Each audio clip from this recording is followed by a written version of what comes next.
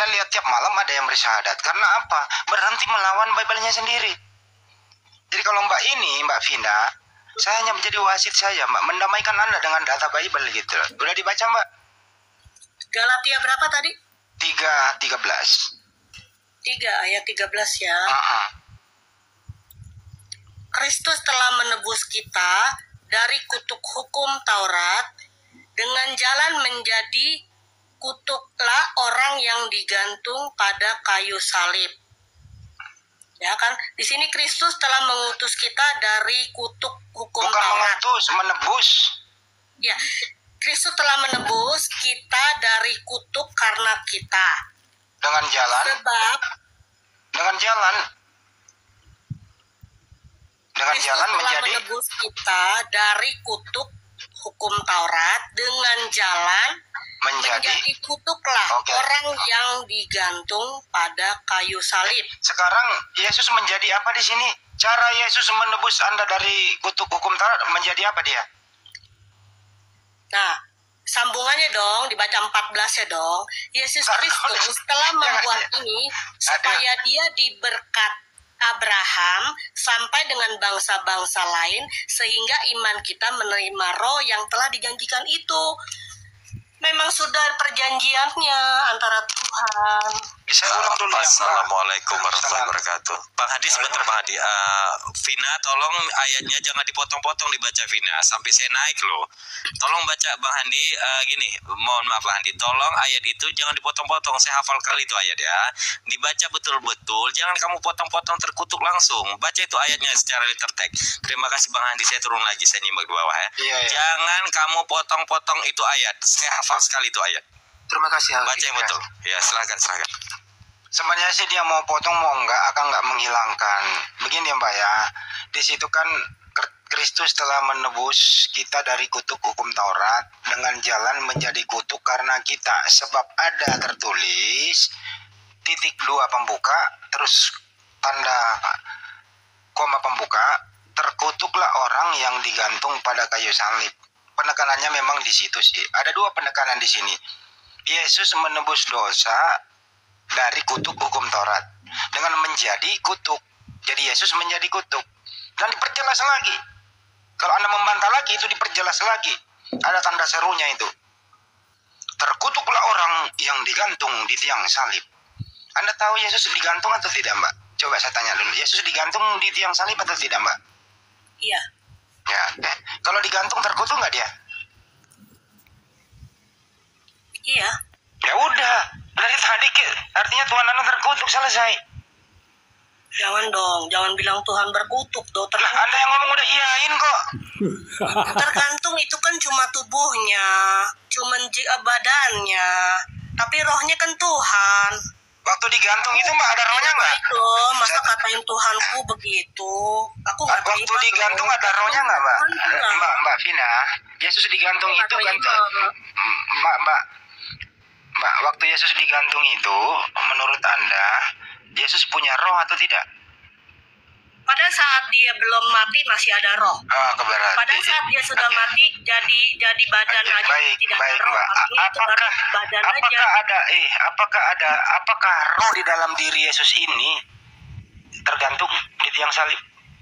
Tidak. Berarti Yesus digantung mayat doang, nggak ada rohnya? Betul. Ya dong, orang udah mati rohnya nggak ada dong. Waktu digantung belum mati, Mbak. Rohnya masih ada. Mbak, waktu digantung belum mati, Mbak. Kan belum ditombak lambungnya, Mbak. Belum minum anggur asem. Gimana sih, Mbak ini? Ya kan tergantung. Mbak, tolonglah, Mbak. Mbak Pina saya jadi wasit. Berdamailah dengan Bible Anda tertulis. Itu aja kok repot. Aku sudah paham. Tadi Anda udah jawab loh, iya. Tadi Anda udah jawab loh, iya terkutuk. Kenapa sih? Kita nggak marah kok kalau begitu gitu. Oke. Yang terkutuk itu adalah badannya yang tergantung setelah dia mati, tapi rohnya tidak. Jadi jangan sebut Tuhan Yesus itu Tuhan itu terkutuk, jangan. Jangan dong. Kau salah kalau bicara Tuhan. Salah. Waktu Yesus digantung, Mbak, itu ya, ada rohnya atau tidak? Ya pada saat dia digantung itu memang masih ada rohnya. Ada. Tapi kalau dia memang mati itu kan badannya yang mati, badannya Badan.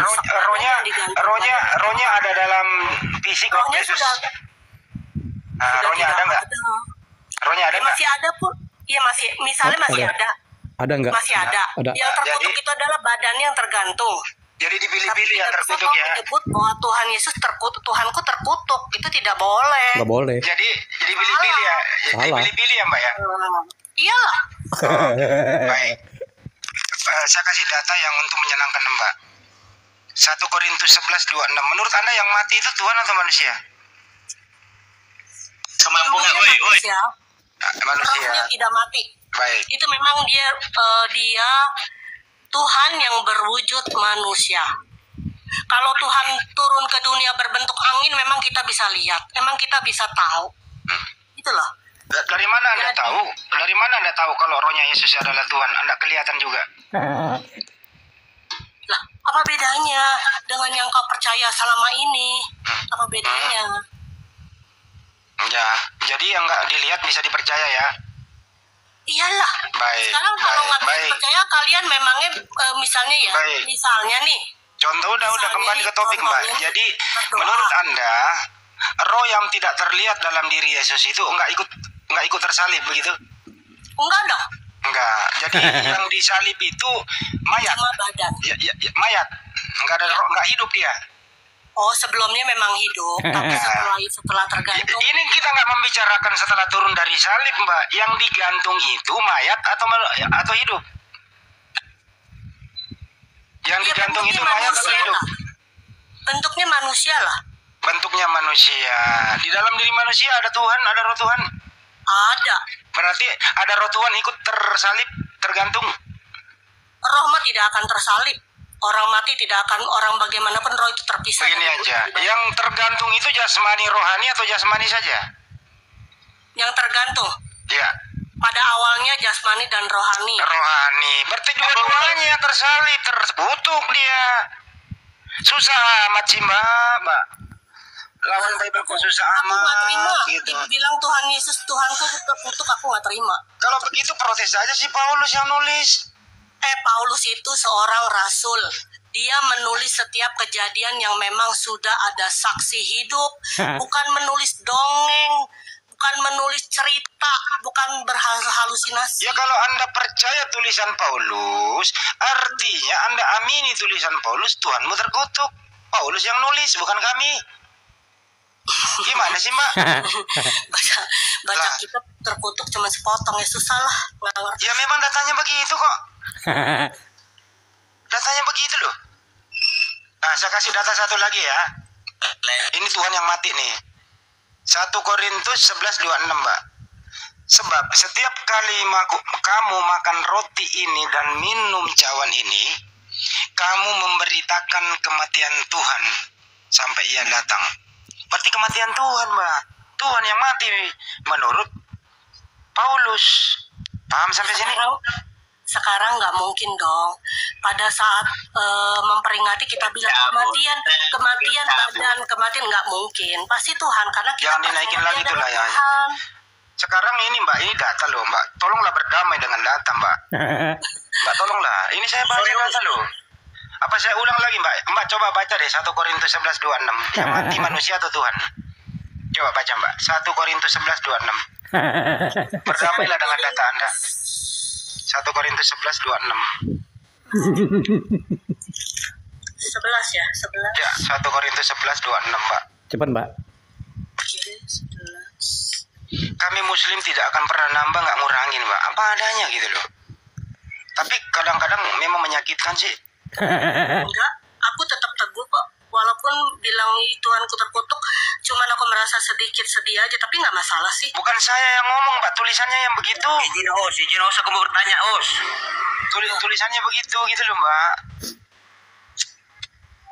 Sorry host, izin host. Ntar dulu bro, bukan saya yang nulis. Bukan, saya hanya membaca datanya. Jadi jangan salahkan kami. Kalau Anda nggak setuju Tuhan Anda terkutuk, ya salahkan Paulus lah. Dia yang nulis kok. Paulus yang nulis, Anda salahkan kami, gimana ceritanya? Enggak nyalain kamu kok. Ya udah nyalain Paulus saja kalau begitu. Enggak lah, aku nggak nyalain siapa-siapa. Nah, jadi kau setuju dong Tuhanmu terkutuk? Ya terserahlah, orang mau bilang Tuhanku terkutuk, mau bilang Tuhanku. Kok terserah orang, ini tulisannya ada tuh. Mbak, tidak akan mengurangi ketuhanan Yesus. Ya memang nggak. Tetap Tuhan. Ini memang nggak membuat Anda mengurangi ketuhanan, nggak. Diskusi biasa kok. Jangan meninggalkan Kristen, dia tetap aja di Kristen aja. Ini cuma diskusi biasa kok. Ini nggak membuat kita mau apa ya, membongkar kemana-mana iman Anda mau seperti apa. Santai aja, Pak. Tetap Anda jadi Kristen yang baik lah. Kan gitu, Mbak. Iya. 1 Korintus 11:26 udah nemu, Mbak?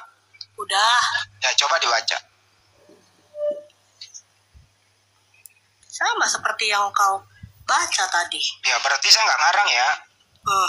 Berarti setiap kau makan roti, minum cawan ini, kamu memberitakan kematian apa? Kamu memberitakan kematian Tuhan sampai Ia datang. Oke. Berarti yang mati Tuhan atau manusia?